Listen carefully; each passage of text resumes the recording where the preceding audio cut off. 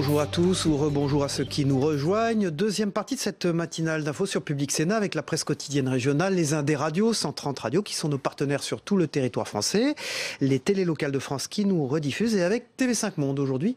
L'invité politique en direct sur ce plateau ce matin, c'est Jean-Claude Mailly. Bonjour. Bonjour. Vous êtes le secrétaire général de Force Ouvrière et pour vous interroger à mes côtés, Marcelo Westfred du Figaro pour Public Sénat. Bonjour Marcelo. Bonjour. Et Fabrice Vesser-Redon pour le groupe EBRA. Vous représentez quel journal de ces 9 titres? Les dernières nouvelles d'Alsace aujourd'hui. Eh bien, les DNA, dernières nouvelles d'Alsace. Merci. Tout de suite, nous passons tout de suite, Jean-Claude Mailly, à l'actualité. Toute la France est malheureuse, titre l'Union de Reims. Hier, Trèbes a rendu hommage aux 4 personnes assassinées. De très nombreux témoignages de soutien ont eu lieu à travers le pays. Est-ce que vous aussi, vous êtes malheureux ? Ah oui, écoutez, ce sont des actes ignobles. On sait très bien les actes russes. On voit bien d'ailleurs qu'on n'est pas à l'abri. Ce qui avait été dit par les gouvernements successifs, ça peut arriver à n'importe quel moment. Donc, bien entendu, c'est toujours un drame, y compris que des civils, un militaire en l'occurrence, ait été assassiné. Il n'y a pas d'autre mot. Comment vous expliquez d'ailleurs sur le fond que des jeunes, parce que Redouane Latkin, il a 25 ans, puissent se retourner contre leurs concitoyens ? Écoutez, moi je ne suis pas un spécialiste de ces questions-là, mais il y a vraisemblablement une histoire particulière qu'il a vécue d'une manière ou d'une autre, un endoctrinement également, hein, c'est ce qu'on explique un peu partout. Dans le temps, on avait la foi, aujourd'hui beaucoup veulent montrer leur foi d'une manière ou d'une autre, et ça peut aller parfois jusqu'au terrorisme, mais c'est vrai que c'est pas facile à régler, mais je ne suis pas un spécialiste de ces questions. Vous avez un avis personnel sur la question des fichiers S, parce que ça va être la grande polémique du jour. S'il faut les expulser quand ils sont étrangers, les enfermer. Non, je ne suis pas. Je vais vous dire des bêtises, j'en sais rien. Franchement, je ne suis pas assez calé là-dessus pour vous dire quelque chose de sérieux. Alors, sans transition, par rapport aux dernières nouvelles du matin, l'INSEE a publié il y a quelques minutes les chiffres du déficit, 2,6. C'est du jamais vu depuis 2007. Passer sous la barre des 3%, c'est une chose. Tomber à 2006, est-ce que c'est une bonne nouvelle pour l'économie française ? C'est pas une mauvaise nouvelle pour l'économie française si on se situe dans le cadre du respect des critères de Maastricht. Moi, j'ai jamais eu de tabou avec le respect des critères de Maastricht parce que dans le même temps, on a serré les boulons dans beaucoup d'endroits. On a un peu plus de croissance. Qui dit un peu plus de croissance, dit un peu plus de recettes, certes, mais on voit bien les dossiers qu'il y a en ce moment. Si vous prenez les EHPAD, par exemple, c'est incompréhensible que le gouvernement n'ait pas fait quelque chose. Peut-être qu'il annoncera quelque chose à la fin du mois, mais qu'il n'ait pas fait quelque chose de relativement important sur les EHPAD. Donc, à force de serrer la vis, pour avoir un déficit budgétaire inférieur aux 3%, il ne faudrait pas tuer le malade, quoi. Voilà, c'est tout. La difficulté, elle est là. C'est comment... Pour autant, le gouvernement entend encore réduire ce déficit et consacrer... Alors, la cagnotte fiscale n'existera pas, je crois qu'on l'a tous compris, vous seriez plutôt... Non, mais le terme de cagnotte, c'est pas un terme que j'approuve, mais il y a des recettes fiscales supplémentaires par rapport à ce qui était prévu, dues à la croissance économique. On peut en affecter une partie, par exemple, à un dossier comme les EHPAD. Ça me paraît, c'est du bon sens et de la dignité, tout simplement. Dans les chiffres de ce matin, on apprend aussi que, certes, le déficit diminue, mais la dette, elle augmente 97% du PIB. Donc, est-ce que la France peut se permettre de distribuer de l'argent qu'elle n'a pas? Vous savez pourquoi la dette a augmenté énormément depuis 2008, en France comme ailleurs. C'est qu'on a transféré de la dette privée sur de la dette publique. C'est quand même ça. Il y avait de la dette avant, je ne dis pas qu'il n'y en avait pas, mais les dettes publiques ont augmenté un peu partout dans le monde, avec la crise financière, parce qu'on a transféré de la dette privée sur de la dette publique. Alors maintenant, il faut un système de relance, parce que si on refroidit le moteur à chaque fois pour respecter des critères et que la croissance patine, le résultat, là, on aura un chômage qui augmente, on aura une dégradation de la situation financière. Il faut choisir les bons leviers. Et les bons leviers, c'est à la fois l'investissement, certes, public, l'investissement privé, mais c'est aussi la consommation. Or, c'est pas les leviers qui marchent le mieux pour le moment. L'investissement repart un peu. L'investissement repart un peu, et le chômage, en tout cas, la courbe, et plutôt dans le bon sens. Ouais. Commence à diminuer, mais avec beaucoup de contrats précaires. C'est pas vraiment du CDI. On a beaucoup de contrats précaires, on a beaucoup d'activités réduites, de gens qui sont au chômage avec une activité réduite, et des contrats précaires. C'est d'ailleurs pour ça qu'on va bien surveiller le fait que le gouvernement mette bien en place un système de bonus-malus sur l'assurance chômage.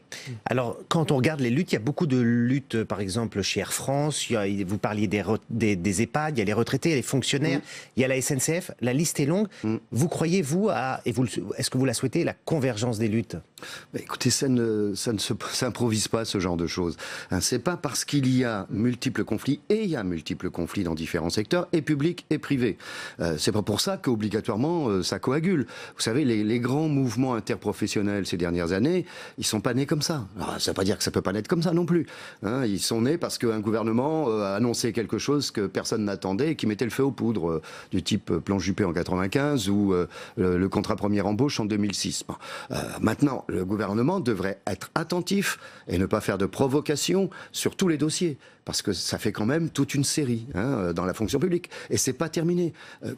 Si vous prenez la fonction publique, les 3 fonctions publiques, au-delà des questions importantes de pouvoir d'achat, que va sortir la commission secrète, là, quand je dis secrète, c'est qui travaille en vase clos, CAP 2022. Ils vont nous sortir quoi d'ici début avril? Vous les avez rencontrés? Ils nous ont consultés une fois. Attendez, c'est pas ce qu'on demandait. Ça fait des années qu'on demande un vrai débat sur l'avenir, le rôle, les missions de service public. On ne l'a jamais, ce débat. Là, on met des experts publics, privés ensemble, qui moulinent, on ne sait pas quoi, ils vont nous sortir quelque chose, on ne sait pas quoi. Jeudi, vous rencontrez le Premier ministre, les organisations syndicales, et vous avez une négociation sur la fonction publique qui va durer jusqu'en 2019. Là, pour le coup, le gouvernement prend le temps de discuter. Mais attendez, je reviens, qu'est-ce qu'ils vont sortir CAP 2022? Imaginez que CAP 2022 sorte par exemple des privatisations de missions de services publics. Je ne parle pas de privatisation tout aussi inacceptable comme à l'aéroport de Paris. Je parle de privatisation de missions de services publics. Ce qu'on peut ne pas exclure compte tenu de la feuille de route qu'a donnée le Premier ministre. Je pense que si c'est ça, il y aura des réactions. C'est inévitable. Vous avez des inquiétudes précises par rapport à un secteur précis? Non, pas un secteur précis, mais des privatisations de missions de services publics. Je leur ai demandé d'évaluer déjà toutes celles qui ont été privatisées. On a privatisé le contrôle des camions et des bus il y a longtemps, il y a pas mal d'années maintenant. On a remis en cause, privatisé ce qu'on appelait la TESAT, c'est une aide technique aux collectivités territoriales quand elles veulent faire des investissements. Tout le monde considère que ce sont des âneries, que c'était des bêtises, fallait pas le faire. Et on va continuer peut-être à privatiser des missions. Voilà, on n'avance pas dans la transparence, c'est le moins qu'on puisse dire. Où on en est de l'unité syndicale? Parce que vous parliez de mobilisation interprofessionnelle, vous y croyez pas trop, on voit que c'est une sorte de divergence avec la CGT. Est-ce que c'est exact que vous avez appris à la télévision que la CGT appelait à une journée de mobilisation interprofessionnelle le 19 avril, c'est exact? Voulez-vous que je fasse semblant? Oui, je l'ai appris, j'étais sur France Info, on m'a posé la question, écoutez, je suis pas au courant, je savais pas qu'il y avait une mobilisation de prévue le 19 avril. Et alors vous en êtes où justement avec vos... écoutez, on n'a pas l'habitude de répondre à des convocations. Voilà, quand il y a des initiatives de ce type, on en discute avant. On en discute, on se voit pas, on se téléphone, etc. Mais on se coordonne. Bon, là, c'est leur choix, ils peuvent très bien... Mais c'est quoi le canal, d'ailleurs? Ça intéresse les spectateurs. Comment vous parlez quoi? Au téléphone? Vous appelez le leader de la CGT? Vous appelez les autres? Il y a des portables, ça existe. On a les numéros, bon, voilà. Donc, oui, bien sûr, on s'appelle, on peut s'appeler facilement et on s'appelle facilement, c'est pas le problème. Mais là, on n'a pas eu de coup de fil et puis on apprend, voilà. J'apprends à la radio qu'il y a une mobilisation. Donc, a priori, je ne vois pas pourquoi on irait. Je dis, on répond pas à des convocations. C'est 4 jours avant le congrès de Force ouvrière, etc. Donc le congrès débattra vraisemblablement des initiatives. Le congrès débattra vraisemblablement des initiatives à prendre. Mais non. Donc vous ne participerez pas a priori à cette journée? Non. C'est Jean-Claude Maillet, le secrétaire général de Force ouvrière, qui est notre invité politique ce matin dans Territoire d'Info. Semaine importante pour la fonction publique, avec jeudi des concertations avec le Premier ministre et également Gérald Darmanin promet un geste pour les fonctionnaires, les moins payés du moins, comme les infirmières aussi. Est-ce que ça va dans le bon sens? Oui, il y a les infirmières, il y a les aides-soignants. Vous savez, il y a longtemps qu'on réclame, par exemple, le passage, j'avais vu ça avec la ministre précédente, Madame Touraine, le passage à la catégorie supérieure pour les aides-soignantes. Donc ça vient, ça. Il y a des avancées positives. On va voir ce qu'ils proposent. On va voir, on n'en sait rien pour le moment, la manière dont ils vont traiter les problèmes. Mais il y a à la fois des problèmes ponctuels dans certains secteurs dans la fonction publique, puis il y a le problème global. Vous savez, les fonctionnaires, quels qu'ils soient, il y a un problème de sens aujourd'hui, de comment on peut encore exercer correctement nos missions. Vous savez que sur le prélèvement à la source, par exemple, on a tellement dévitalisé Bercy qu'il faut faire appel à des entreprises privées pour des raisons techniques aujourd'hui. Voilà, ça c'est les conséquences d'une politique successive au rabot, sans réflexion, pour descendre le déficit. Voilà. Sur le pouvoir d'achat des fonctionnaires, on a beaucoup entendu les syndicats dire que la situation était dramatique. Le chiffre que sort l'INSEE, c'est que l'an dernier, le pouvoir d'achat des fonctionnaires a augmenté toute fonction publique de 0,4%, et que si on regarde les fonctionnaires en place, c'est de plus 1,4%. Donc la situation n'est pas si grave ça que dépend. ça. Non, mais attendez, ça dépend comment on calcule. Si vous faites ça, c'est le vieux schéma entre calcul en masse, calcul en niveau. Le fonctionnaire qui n'a rien eu de particulier, il n'y a pas eu d'augmentation du point d'indice depuis. Enfin, il y a eu 2 petites augmentations de fois 0,6 sous le précédent pas septennat, quinquennat. Voilà. Mais sinon, il y a eu 10 ans sans augmentation. Alors après, si vous avez une promotion, mais ça c'est partout pareil. Dans le privé, c'est pareil. Quand on raisonne en masse, en niveau, les augmentations générales. Dans le privé, les augmentations individuelles. Donc on peut toujours trouver un chiffre qui correspond à ce qu'on souhaite. Le mouvement de la semaine dernière, on parlait de celui du 19 avril qui était annoncé par votre collègue de la CGT, le mouvement de la semaine dernière a vu se raccrocher à vous des politiques, notamment Jean-Luc Mélenchon. Vous l'avez vécu comment, ça, vous ? Écoutez, mais ça c'est traditionnel. Je veux dire, quand les syndicats appellent à manifester, les politiques, ceux qui le souhaitent, en général se mettent sur le bord du cortège, viennent s'ils peuvent serrer la main, ils restent sur le bord du cortège, ils ont le droit. Bon, on va pas empêcher les gens de venir à une manifestation, quelle qu'il soit. Maintenant, ils sont pas organisateurs des manifestations, et s'ils veulent être dans le cortège, ils vont à la fin du cortège. Voilà. Ça me choque pas, ça a souvent été le cas. Le délégué général de La République En Marche, donc qui est le parti... Le mouvement présidentiel, a réagi à la présence notamment d'Olivier Faure, le nouveau patron du PS, dans ce cortège, disant que le PS avait voté en son temps l'ouverture à la concurrence. Castaner voit là une incohérence, lui dit « je suis dans la cohérence ». Vous en pensez quoi, vous ? Non, écoutez, oui, j'ai vu les images à la télévision. Il y avait 2 manifs, à Paris. Il y avait une manif SNCF, c'est là où Olivier Faure était. Il y avait l'autre manifestation des fonctionnaires. Il faut rappeler qu'Olivier Faure a été sifflé. Oui, j'ai vu ça. Oui. Bon, c'est pas notre façon de faire, nous. Quel que soit le parti politique, ils sont libres. Bon, peut-être, j'en sais rien, j'en ai pas parlé avec lui. Peut-être qu'il a compris qu'ils avaient fait des erreurs et il essaie de corriger le tir. On verra ça dans les mois à venir. Alors, vous êtes à ce poste depuis 14 ans, à la tête de FO. Ça se termine dans quelques jours, le 27 avril. Certains ont dit que la dernière année, vous avez été un peu métamorphosé. Les gens ne vous ont pas forcément reconnu parce que vous étiez sur une ligne moins dure. Et là-bas, votre base vous l'a quand même beaucoup reproché, non ? Oui, il y a eu une incompréhension, mais je l'ai même dit publiquement avant même. C'est logique. Vous prenez la situation d'un militant FO qui s'est bagarré avec la Confédération contre la loi El Khomri, et là, il entend à la radio, c'est le casse du siècle, je ne sais quoi, le coup d'État social, et là, il dit, mais qu'est-ce qu'ils font à la Confédération ? Ils discutent. Voilà. Et ça, je comprends qu'il y ait de l'incompréhension là-dessus. Maintenant, moi, je n'ai pas changé. J'ai toujours le même cap.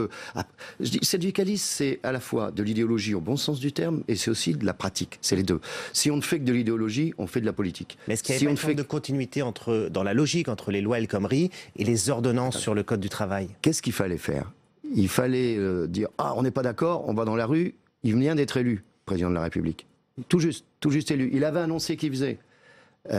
On va obtenir le retrait. Mais s'il retirait tout de suite son texte, et son quinquennat, il était foutu, il n'aurait jamais retiré. Donc est-ce qu'il fallait mieux jouer ça, en sachant qu'à 99% on n'y arriverait pas, ou est-ce qu'il fallait imposer une discussion et faire bouger les lignes ? C'est le choix que nous avons fait. Quand je dis on, c'est le bureau confédéral. Et je ne le regrette pas, ce choix. Alors, il y a des trucs dans les ordonnances, on a une dizaine de recours juridiques aujourd'hui, avec lesquels, bien entendu, on n'est pas d'accord. Vous savez, la mise en place la fusion des IRP, c'est pas aussi simple que ça dans les entreprises. Ça pose beaucoup de problèmes.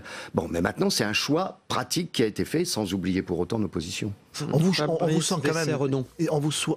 quand même chaque année qui passe un peu plus ouvert au dialogue. Et en même temps, vous dites que vous n'avez pas changé, mais est-ce que les temps n'ont pas changé avec le quinquennat, avec l'arrivée d'un président de la République qui a moins de 40 ans, qui avait moins de 40 ans, est-ce que finalement, vous ne restez pas résistant au tempo ? Non, pas du tout. Écoutez, le quinquennat, c'est pas d'aujourd'hui. Le quinquennat, moi je considère que c'était une erreur de mettre en place le quinquennat dans le contexte de notre Constitution. Parce que maintenant, la plupart des choses se décident à l'Élysée. C'était vrai avec Sarkozy, Hollande et aujourd'hui Macron. Et doivent se décider vite. Vite et à l'Élysée. Voilà, s'il y a une centralisation plus forte du pouvoir. On a quand même aujourd'hui, on le voit très bien, ça, de plus en plus, une politique économique de caractère libéral et puis un certain autoritarisme social. Ce qui se passe sur l'assurance chômage, c'est pas acceptable, par exemple. De dire, OK, vous allez continuer à négocier, mais on va vous fixer un cadre, on va vous dire ce que vous devez faire. C'est plus de la liberté de négociation, ça. Il va falloir que ça évolue sur ce genre de choses. Alors après, vous savez, moi, je le dis toujours, je ne sais pas ce que c'est que le nouveau monde. C'est quoi le nouveau monde ? Franchement, la Constitution n'a pas changé, il y a un président de la République, il y a un Premier ministre. Alors c'est quoi le mouvement? C'est un mouvement où, quand on y adhère, on ne paye pas de cotisation, c'est ça, le Nouveau Monde? Moi, quand on adhère... Vous semblez ne pas croire, vous l'avez dit d'ailleurs plusieurs fois, nous on a 500 000, hein. Ouais, vous revendiquez 500 000 adhérents payants. Oui, qui payent. Oui, un peu en référence au mouvement d'Emmanuel Macron. Oui, mais il y en a d'autres. Ils ne payent pas de cotisation. C'est pas le seul. Il y a d'autres mouvements aujourd'hui. Ben non, vous semblez ne pas croire à cette nouvelle forme de démocratie. Non, c'est pas une forme de démocratie. C'est ma conception. Moi, quand on s'engage, pour ceux qui le souhaitent politiquement, où on s'engage, y compris en payant une cotisation, quelle qu'elle soit, pour faire vivre votre organisation, quelle qu'elle soit. Voilà, ça me paraît logique. Bon. Enfin, donc le Nouveau Monde, je ne sais pas ce que c'est. Franchement, je ne sais pas ce que c'est. Vous allez laisser de gros dossiers dans les mains de votre successeur, a priori Pascal. Ah oui, il y en a toujours des dossiers, ouais. Vous ressentez une certaine frustration? Il y a plein de négociations en cours, chômage, assurance chômage, etc., retraite. Ah non, pas du tout.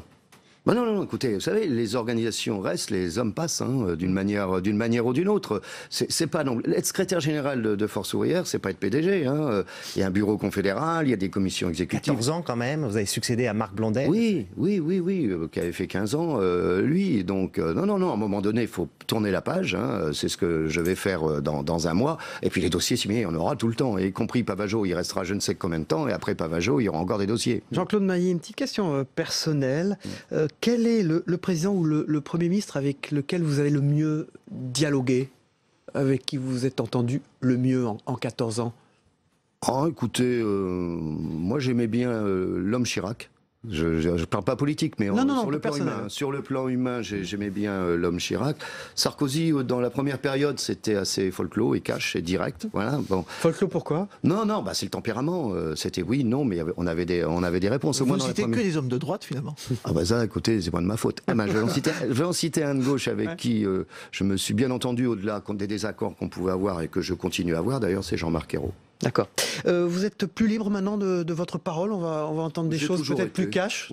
J'ai toujours été libre de ma parole. J'ai toujours été libre de ma parole. Ouais. Je cache pas, je dis les choses. Ça plaît ou ça plaît pas. Vous savez, j'ai toujours dit depuis 14 ans aux militants de FO, ce que vous dites dans le bureau de votre patron ou moi devant un ministre, etc. Vous devez dire la même chose à la sortie. Voilà, ça fait partie de la crédibilité. Donc, parfois, ça fait pas plaisir, mais c'est la vie. Un ancien secrétaire général de votre confédération, il a un rôle encore actif après ou pas? Il est consulté par le nouveau et par les instances? Ça, c'est chacun après moi. Il a une ombre tutélaire, comme ça, il reste? Non. En tout, je le souhaite pas. Moi, je suis pas quelqu'un qui regarde dans le rétroviseur. Vous tournerez la page. Ah oui. Vous savez, je suis adepte de cette citation qu'on attribue à Confucius. On a 2 vies et la deuxième commence quand on se rend compte qu'on en a qu'une. Bon, la deuxième, ça va être quoi? Un peu de questions européennes sur le plan syndical, un peu de conseils et aussi de l'insertion de jeunes désocialisés. Merci beaucoup. Merci à vous. Jean-Claude Maillet. On passe au débrief de vos propos dans un instant. Merci Marcelo Westfred et Fabrice Wesser-Redon. Au revoir.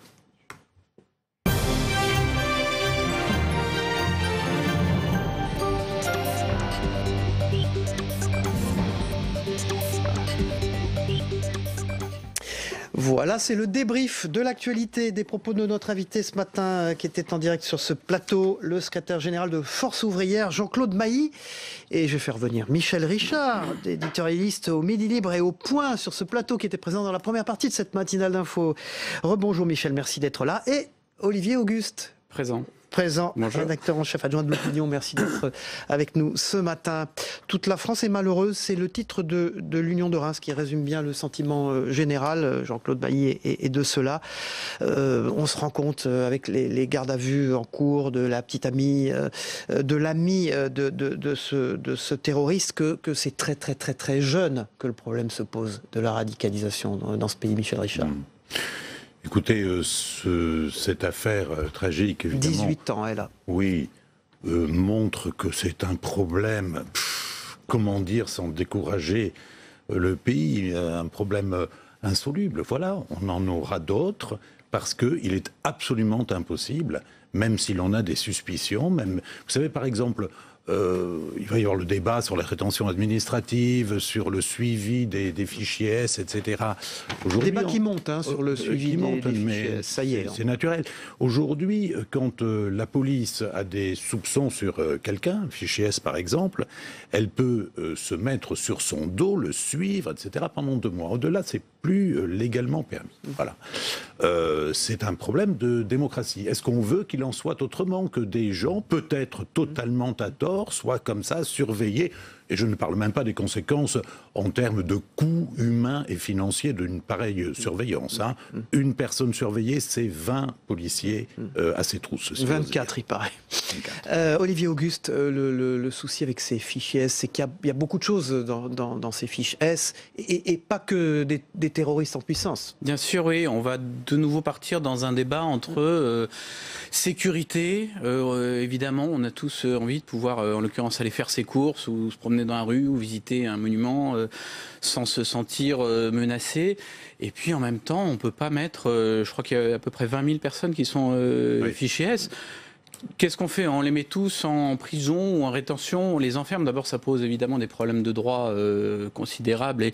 Et les écarter, les balayer d'un revers de la main, c'est aussi renoncer à nos propres principes, ceux pour lesquels finalement on se bat contre les terroristes. Donc, c'est un équilibre. Franchement, si quelqu'un avait la solution, on l'aurait appliqué depuis longtemps. Donc, je n'ai pas de formule miracle plus qu'un autre à apporter là-dessus. Mais c'est certain qu'on va repartir sur ces débats pendant quelques temps, avec forcément des arrière-pensées politiques aussi de la part de ceux qui vont se positionner là-dessus.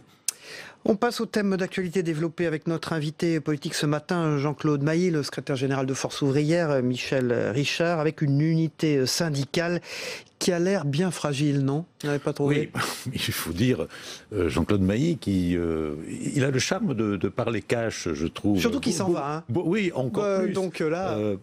mais c'est une spécificité, parce qu'on entend tellement de langue de bois.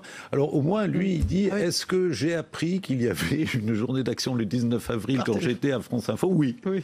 Donc il ne fait pas semblant de croire qu'entre syndicalistes, on se parle, on est là. Non. Et naturellement... Pourtant, il m'a dit que vous avez entendu, quand je lui ai proposé la question, comment vous parlez, il me dit pourtant il y a les portables. Oui, absolument. Voilà. Donc ça existe. Non, pas du tout. Et donc c'est drôle, quoi. Évidemment, ça en dit long sur la solidité du front syndical. On se parle entre syndicalistes, c'est toujours fait. Alors il y a des rapports personnels qui sont plus ou moins bons. En l'occurrence, je crois qu'ils sont plutôt corrects entre les patrons des grandes centrales. Simplement, il y a quand même un problème en ce moment, c'est que Philippe Martinez, le patron de la CGT, ses homologues ne le comprennent pas. Donc ils se parlent, mais ils ne se comprennent pas. Pourtant, rassurez-nous, ils parlent le français très bien. Je pense qu'ils parlent tous la même langue, mais non, et je crois que ses homologues le voient un petit peu dans une fuite en avant, un mouvement, on sait bien qui est dû à des problématiques internes pour lui. Oui, complètement. Il a été élu dans des circonstances absolument... Enfin, il a été mal élu, pour dire les choses franchement. Il fallait solder l'épisode Le Pan. Et depuis, il essaye de consolider l'unité de la CGT. Et il s'y prend de quelle façon? C'est en allant toujours plus loin dans les revendications. Mais ça, à la limite, un syndicat est là pour cela. Mais aussi dans les manifestations, dans les grèves, etc. Et ce n'est pas lui, par exemple, sur la SNCF qui est le patron, semble-t-il. Non, voilà. Alors, il a du mal à contrôler. Il est dans une stratégie d'être toujours plus dur pour faire l'unité. Visiblement, ça marche pas tellement. Et ça laisse effectivement ses homologues complètement perplexes. L'épisode du 19 avril, Jean-Claude Mailly nous dit « je n'irai pas ». Il faut dire que d'abord, Philippe Martinez donne cette date de façon totalement unilatérale. Et en plus, elle est quand même très bizarrement choisie. On est en pleine vacances scolaires. C'est pas forcément le plus facile pour mobiliser. Et on est à 4 ou 5 jours du congrès de Force ouvrière où un nouveau patron doit être désigné. Mais alors, vous posez des questions, des réponses à ça. Pourquoi Philippe Martinez agit comme cela? Comment Jean-Claude Mailly est amené à dire non, j'irai pas? Entre les luttes intestines de la CGT, dont je ne suis pas un grand expert malgré tout, et puis les circonlocutions, l'évolution dans le cerveau même de Philippe Martinez, je ne sais pas ce qu'il faut dire et trancher. Ce qui est sûr, c'est que pour un enfant de 5 ans qui regarde ça, forcément, les bras lui en tombent. On ne peut pas comprendre qu'un leader syndical de l'importance, malgré tout, de Philippe Martinez, pour peu qu'il ait encore beaucoup d'importance, ce qui est une autre question, prennent des décisions qui soient à ce point bizarroïdes dans le timing, dans la confection même de la décision, on n'en revient pas. Vous approuvez, entre guillemets, vous comprenez la position de notre invité ce matin, Jean-Claude Mailly, du coup. Mais sur le pourquoi de Philippe Martinez, je pense que la seule explication, c'est parce qu'il a l'impression que s'il ne prend pas l'initiative, il va être débordé par ses propres troupes ou par des gens en dehors du syndicat. Maintenant, s'y prendre comme ça, encore une fois, c'est aussi une question de relations humaines, de relations d'homme à homme, de confédération à confédération. Et le meilleur moyen de faire échouer une mobilisation dite unitaire, c'est justement qu'un seul des 5 grands syndicats disent la date, ça sera celle-là, et maintenant alignez-vous derrière moi. Le simple fait de s'y prendre comme ça, c'est le meilleur moyen pour que ça n'ait pas lieu. Olivier Auguste, en 14 ans, il aura laissé une trace importante à la tête de sa centrale syndicale Force ouvrière, Jean-Claude Mailly. Oui, bien sûr, c'est une figure qu'on a tous en tête, qu'on va garder en tête. Il y a effectivement cette évolution sur les derniers mois qui a pu laisser perplexe une partie de ses troupes, mais ça a toujours été très compliqué, Force ouvrière. C'est probablement le syndicat le moins centralisé d'entre tous, où chaque fédération, chaque union locale a le plus d'autonomie, débat librement, dit ce qu'il Il a dit, il y a des strates. Oui, c'est vraiment pas un syndicat où on est caporalisé, pour utiliser ce terme, et donc effectivement, ça crée parfois des moments où il peut y avoir du flottement, il peut y avoir des incompréhensions. C'est pas le centralisme démocratique comme on peut le trouver ailleurs. Merci. Michel Richard. Oui, au fond, c'est marrant parce que tous les patrons de FO laissent leurs traces. Ils sont très différents, entre Bergeron, Blondel et lui. Ils sont chacun différents. Mais oui. Mais enfin, maintenant, il y en a eu peu. Ils font de longs mandats. Absolument. C'est aussi pour ça que l'on s'en souvient. Merci Michel Richard, éditorialiste au Midi Libre et au Point, le journal Le Point, et Olivier Auguste de l'Opinion d'avoir débriefé l'actualité. Et notre invité politique ce matin, qui était Jean-Claude Mailly, le secrétaire général de Force ouvrière. On passe à l'actualité du monde. Tout ce qui s'est passé dans le monde ces dernières heures avec notre partenaire TV5 Monde, et il s'en est passé. On le regarde ensemble.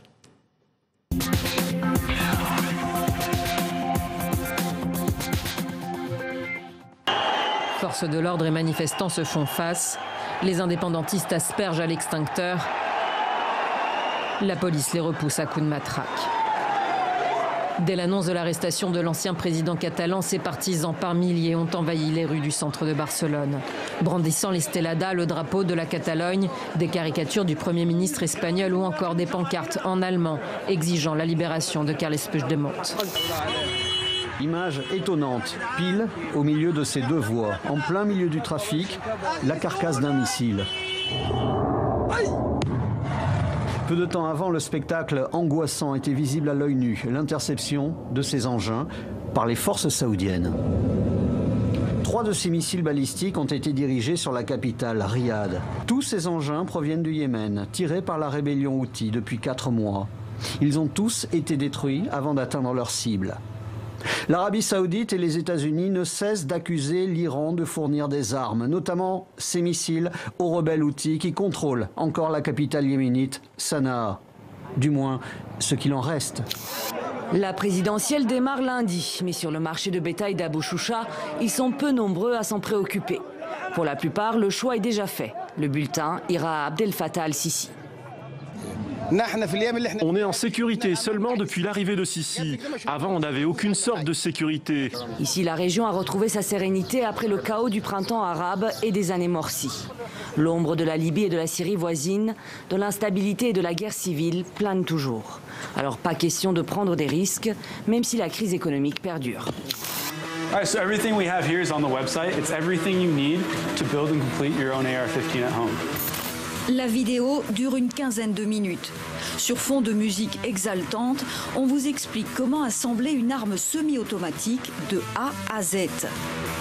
Des tutoriels comme celui-là pullulent sur Internet. Ces vidéos s'adressent à des criminels qui ne peuvent pas se rendre dans un magasin ou des gens qui ne veulent pas que le gouvernement sache ce qu'ils possèdent. YouTube a donc décidé de réagir. Dès avril, la plateforme exclura les contenus incitant à l'achat ou l'utilisation d'armes à feu.